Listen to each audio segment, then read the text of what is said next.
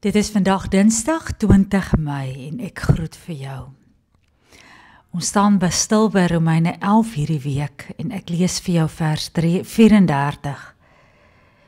Wie ken die bedoeling van die Here? Wie gee hom raad? Romeine 11 vers 34 tot 35 bevat 3 tipes retoriese vrae. Wie ken die bedoeling van die Here? En die antwoord is die voorhand liggende een. Niemand nie. In Jesaja 55 vers 9 lees ons die woorde van die Here. Soos die hemel hoër is as die aarde, so is my optrede verhewe bo julle optrede, en my gedagtes bo julle gedagtes. Die tweede retoriese vraag is, wie gee vir die Here raad? Die antwoord is eenvoudig, niemand nie. Ek en jy het raadgewers nodig, God nie. Doch dink ons soms dat ons beter weet as die Here, of ons wens dat hy ons advies sou volg in 'n bepaalde situasie. Ons weet nie beter as God nie. Ons vra nie.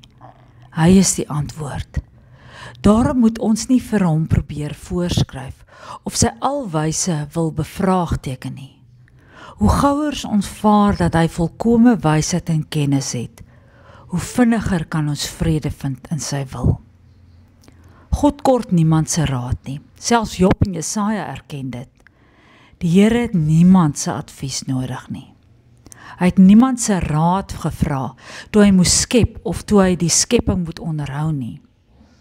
Hy het ook niemand se raad gevra oor hoe hy sondaars moes red nie. Die evangelie kom uit die Vader, die Seun en die Heilige Gees se gedagtes alleen.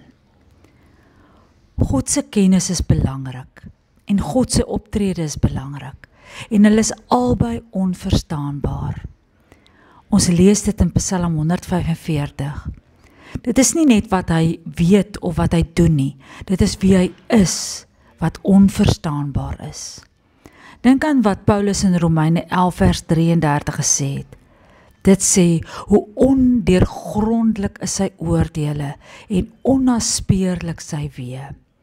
In Jesaja staan daar, sy weë is nie ons weë nie, sy gedagtes nie ons gedagtes nie.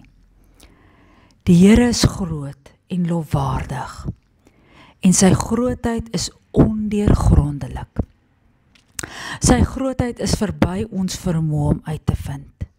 Daar is geen beperking nie, dis onmoontlik om te verstaan. Wanneer jy my vra, wat is die betekenis van die grootheid van ons God, kan ek sê, dit is onverstaanbaar. Mag jy vandag nie God probeer verstaan of uitredeneer nie, maar eerder net aanbid. Kom ons bid saam. O God wat met sonnestelsels en sterre onderhou, in wie se oë 1000 jaar soos een aand omvlieg, vul tog my onrustige hart met u vrede. Amen.